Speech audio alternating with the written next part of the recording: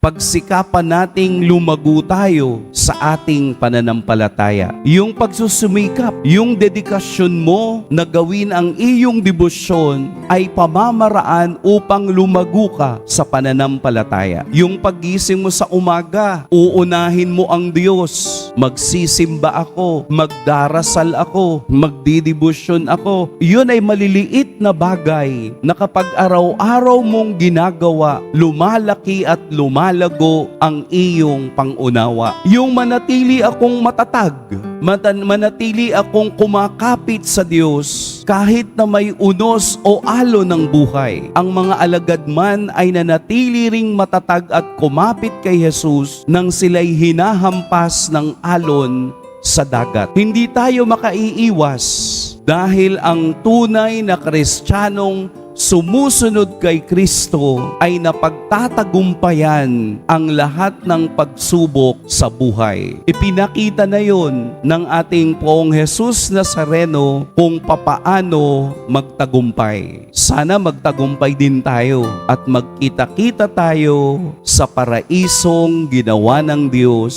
sa ating lahat. Pagpalain tayo ng Poong May Kapal.